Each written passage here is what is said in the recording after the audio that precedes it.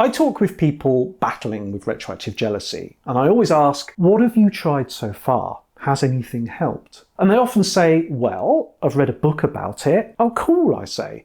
What book did you read? Overcoming Retroactive Jealousy by Zachary Stockill. Have you come across him? Or they say it was a book by a therapist called Toby Ingham, Retroactive Jealousy, Making Sense of It. And being a therapist working with retroactive jealousy, I've read them both. Of course I have. Are these books any good? Can they help? Here's a review of them both, starting with Toby Ingham, Retroactive Jealousy, Making Sense of It. Now, Toby is a psychotherapist and a counsellor, and he takes a more psychoanalytical approach. He's very much about the roots of retroactive jealousy, the underlying causes. So to quote from the beginning of the book, we have developed RJ, OCD, not because there's something wrong with us or our relationships, but because of things that have happened to us. Now, the book's in 3 main sections. Part 1 explains what retroactive jealousy is, and Toby lists some of the experiences that we might have had growing up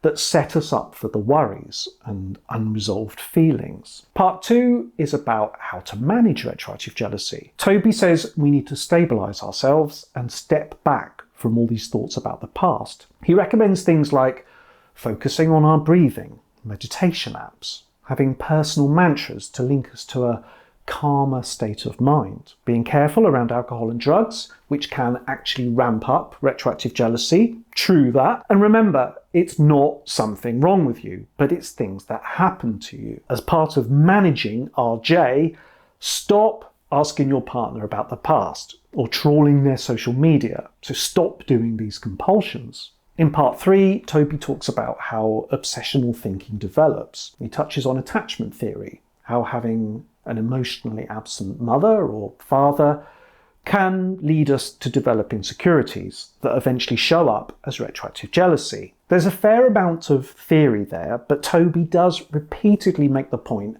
that we need to do some cognitive work first. Breathing, mindfulness, calming down, in order to then really be able to work on the fears and insecurities. Toby makes a case for therapy and the best ways to work with a psychotherapist.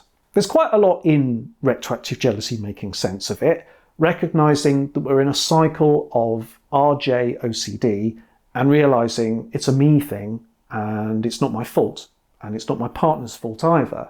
So there is positive perspective in this book, absolutely. It is a slightly clunky read and it's a little bit repetitive, and I do sense that some readers might fall away at the part 2 managing RJ by not doing the compulsions part. Putting the worries and thoughts about your partner's past to one side, focusing on your breathing, meditating, having established how all-consuming retroactive jealousy feels, I'm not sure these tips are going to cut it. But Toby does, to be fair, mention that doing more CBT work might be necessary. For anyone considering this book, it has positive insights and some home truths, and you could do a lot worse. Let's take a look at Zachary Stockill's book, Overcoming Retroactive Jealousy. Zachary Stockill isn't a therapist or a psychologist, and he is completely upfront about that. And it's no bad thing, because a lot of therapists don't really know what to do with retroactive jealousy,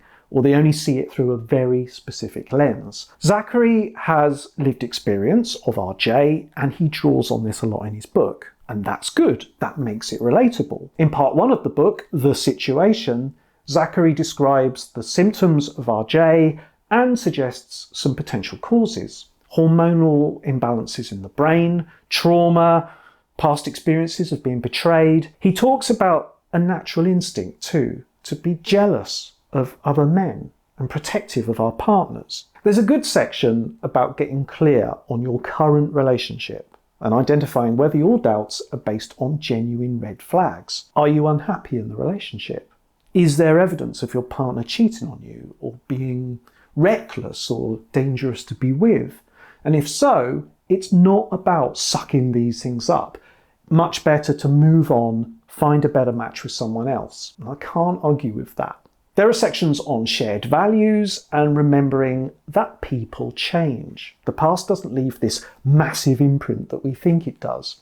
and that our jealousy can be seen as a gift, an opportunity to grow and to learn. In part 2, The Solution, Zachary explains various practices that we can incorporate into our daily lives to help us observe and live in the present, the way it is, not how we wish it to be. And that starts with recognition that we need to let go of such a need for control, such fixed expectations, and the limitations of dwelling on the past. So he gets quite philosophical, and he quotes authors and historical figures who reflected on these kinds of challenges in life. And I like this bit a lot. It's well researched. Zachary walks us through some things we can do more of, setting our intentions, being more mindful of our thoughts, living more healthily, and things to stop doing, putting our partner on a pedestal and asking our partner about their past. There are exercises and small daily practices. Now, some of them, like listen to more upbeat music, they come across as a little bit fluffy, but I get the point because the focus is on developing ourselves and not fixating on our partner and their past. It's all in the spirit of growth, optimism, and being kinder to ourselves. Overcoming Retroactive Jealousy reads really well. Zachary comes across with warmth and empathy. If I'm going to nitpick, some of the suggestions can be counterproductive to overcoming OCD-like struggles. And Zachary does say that for the majority of people experiencing RJ, there's something obsessive-compulsive going on. And I would agree with that. So advice like creating new thoughts with positive affirmations or minimizing exposure to your triggers, that can become more mental rituals and avoidance. And that's the problem with techniques. It's not going to make matters worse, but it might not make things significantly better either. There are ways to directly address retroactive jealousy and work on ourselves in the process without relying on techniques. But that's the stuff of OCD therapy, and I appreciate Zachary Stockill isn't in that world. But I do like this book, and I can see it benefiting people maybe on the lighter end of the retroactive jealousy experience. For those that need more, the book is also a lead-in to Zachary's online courses, and I haven't looked into those because they cost hundreds of dollars to access. So for the people I speak with, did reading these books help? Yes, it helped them understand that retroactive jealousy is a thing, a really common thing, and they felt much less alone. Both Zachary Stockill and Toby Ingham, they do a really great job getting the word out. Will the advice or methods help people overcome RJ? Maybe not so much for the people talking to me, otherwise they wouldn't be talking to me, but I don't hear from people who did benefit, who read the book and followed the advice and are doing a lot better. And I'm sure they're out there. So if you're one of them, do let me know in the comments. These aren't the only books about retroactive jealousy, by the way. They seem to multiply by the day on Amazon. Some of them look a little bit written by AI. You know, you can just tell sometimes.